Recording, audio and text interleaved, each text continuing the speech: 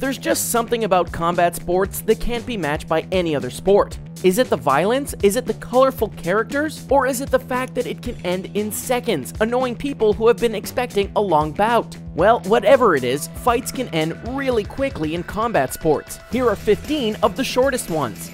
And don't forget to punch, kick, elbow, or knee that subscribe button to join the notification squad. Conor McGregor versus Jose Aldo. This was the moment where Conor McGregor truly became Conor McGregor rather than just the next Chael Sonnen. While Sonnen talked a bunch of trash but couldn't take out the champ, Conor did. And quickly. At UFC 194, McGregor took on UFC Featherweight Kingpin Jose Aldo. On paper, their skill level in the stand-up game seemed virtually even, and many expected the fight to go long considering Aldo's great defense. The problem for the champ was that McGregor crawled into his head with months of trash talk. Notorious put him to sleep with a single left hand as he charged forward. With that single shot, Aldo's 6-year reign atop the UFC/WEC's featherweight division was forgotten in 13 seconds, and a new king sat atop the throne. The king would shortly vacate the throne to go make ridiculous money elsewhere. Ronda Rousey versus ZINGANO. Man, remember when Ronda Rousey was the Mike Tyson of the UFC? Seems like so long ago. But yes, at one point Ronda Rousey was smoking fools inside of a minute. None of these victories were faster than her UFC 184 title defense against Alpha Cat ZINGANO. ZINGANO was supposed to be Rousey's toughest challenge. A gritty Muay Thai fighter that can also grapple pretty well, ZINGANO was thought to engage Rousey on the feet. However, ZINGANO got caught up in the moment and inexplicably charged in, got taken down, and tapped to a signature Rousey armbar. At 14 seconds, this made it the fastest submission in UFC history. Okay, actually second, but the UFC 6 fight between Oleg Toktarov and Anthony Macias is thought to be a fixed fight, so we're not considering it. Kid Yamamoto versus KAZUYUKI MIYATA. Kid Yamamoto has to be one of the most disappointing cases in UFC history. One of Japan's most exciting fighters ever, by the time the Japanese superstar came to the UFC, he was past his prime. However, in his prime, he looked a little something like this. Even with a size disadvantage over most of his opponents, Yamamoto brought the fury with great knockouts aplenty. His greatest one coming at Heroes 5 against the unknown KAZUYUKI MIYATA. Within 4 seconds, Yamamoto makes MMA history with a flying knee that makes Sagat proud but a little scared, and drops his foe. The single punch afterwards is just gravy as his opponent stiffens up on the canvas, a sign that a KO is especially bad. It's no longer the fastest KO in MMA history, but it's still deliciously violent. Hector Lombard versus Jay Silva. For those of you who have only seen Hector Lombard compete in the UFC, you may not think too much of the guy. He's been busted for steroids and has a meager record of 3-5 with 1 no contest. Personally, we blame his nickname change from Lightning to Showweather, but that's besides the point. His Bellator career is full of KOs, this one being his coup de grace. Facing off against Jay Silva at Bellator 18, Lightning Lombard unloaded on the hapless sap with a right hook left hook combo that put him in the face down defenseless mode. Despite being dropped in 6 seconds, Silva felt the need to protest the stoppage, but it was hopeless, and Lombard retained his middleweight title. Gary Goodridge versus Paul HERRERA. Not only is this one of the fastest knockouts in combat sports history, it's probably the most brutal. How else would you describe getting your face jackhammered by elbows from a giant 250-pound former arm wrestling champion? In terms of skill level, Paul HERRERA had tons more of martial arts credentials than Goodridge. Holding a black belt in judo and being an accomplished college wrestler, HERRERA thought he was going to roll over Goodridge. Huge mistake, as when he shot in for a takedown, Big Daddy trapped him in a crucifix.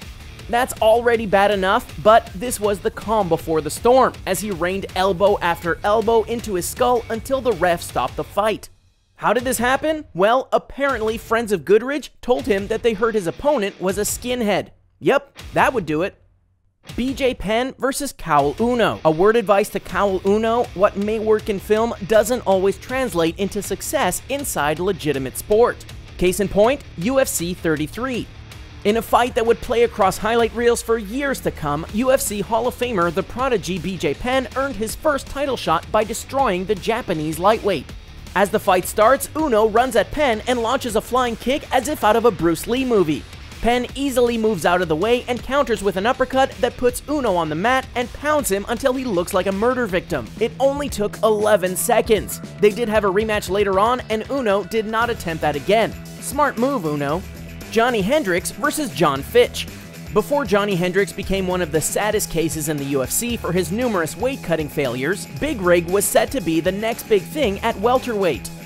His coming-out party came at UFC 141, where he took on the NyQuil substitute, John Fitch. On the same card as Brock Lesnar and Alistair Overeem, it was Hendricks who stole the show with an earth-shattering left haymaker that puts Fitch right on his butt. If that wasn't enough, Hendricks hits him with another one for good measure before the referee waves it off at the 12-second mark. Fitch had never been knocked out in the UFC prior to this defeat.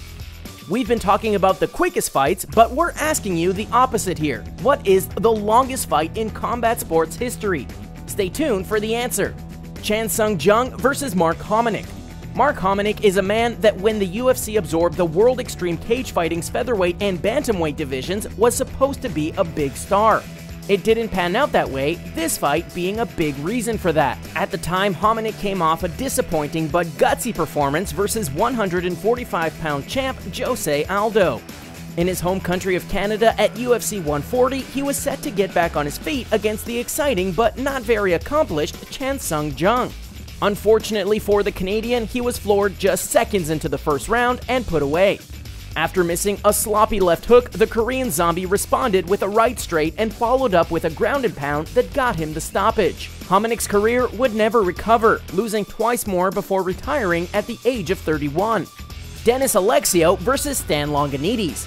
Up until 2009, this kickboxing bout between Dennis Alexio and Stan the Man Longanides was the shortest fight in the history of the sport. Oh my, was it not for the weak of heart. One of the most anticipated fights in kickboxing history, both fighters had achieved a modicum of fame.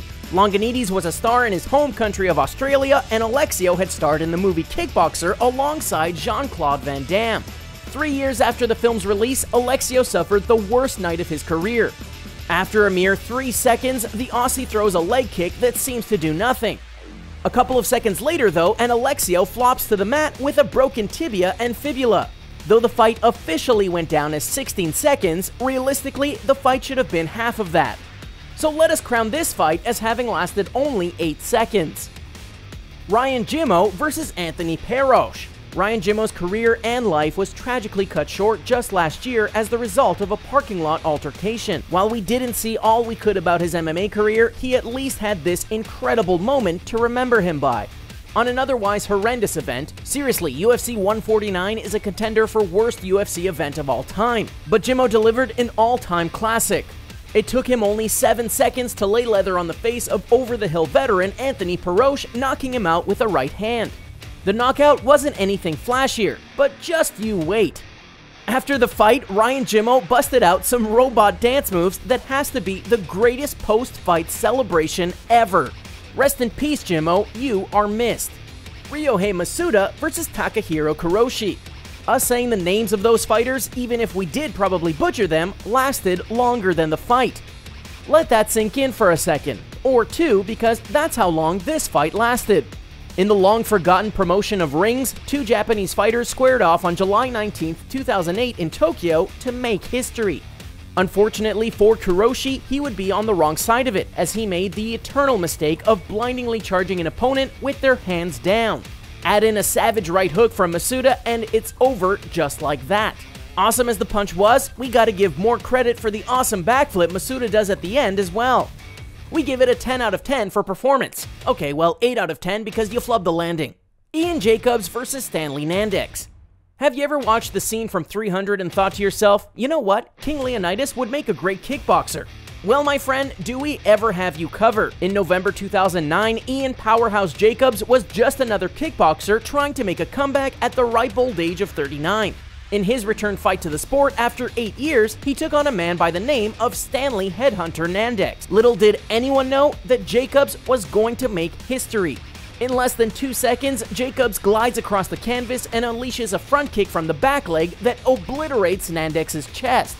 The ref counts to 10 as Nandex winces in pain and Jacobs celebrates. Incredible. Conor McGregor versus Paddy Doherty. So most people know about Conor McGregor destroying the public image of Jose Aldo at UFC 194 in extremely quick fashion. But that is not McGregor's fastest victory in MMA. That would come against a man who has no Wikipedia page, a sure sign that the fighter is unknown, and that is Paddy Doherty. In the defunct Immortal Fighting Championship, the unknown future UFC double champion needed just one left-hand counter to drop his fellow countryman for the fast knockout. McGregor only needed 6 seconds to get the job done. Trust us. Duane Ludwig versus Jonathan Goulet. When your nickname is Bang, you best live up to that moniker. Good thing for fans, Duane Ludwig has lived up to his name, accumulating over 15 knockouts over his kickboxing and MMA career. Most fans, however, will know him as having the fastest knockout in UFC history. Facing off against the Road Warrior Jonathan Goulet, who sadly is missing any spiked shoulder pads, Ludwig didn't need much time to make history. He earned his TKO stoppage at UFC Fight Night 3 in a mere 6 seconds via counter right straight. However, here's where things get hazy. Although the fight clearly looks like it ends in 6 seconds, the Nevada State Athletic Commission oddly let the time go until it hit 11 seconds. The UFC itself, however, recognizes it as 6 seconds, making it the fastest knockout in the promotion's history. Bang indeed. Phil Williams versus Brandon Burke. Compared to mixed martial arts and kickboxing, regular old boxing has far fewer knockouts that happen in the first few seconds of a fight.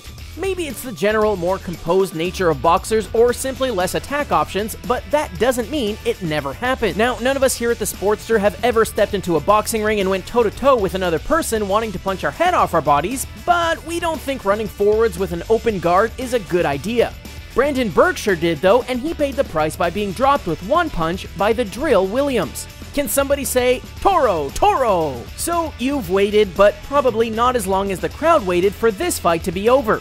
Back in 1893, Jack Burke and Andy Bowen fought for 110 rounds of 3 minutes until the referee called the fight off for a no contest. Did we mention this was bare knuckle? And that's it for our list. What are some of your favorite fast fights?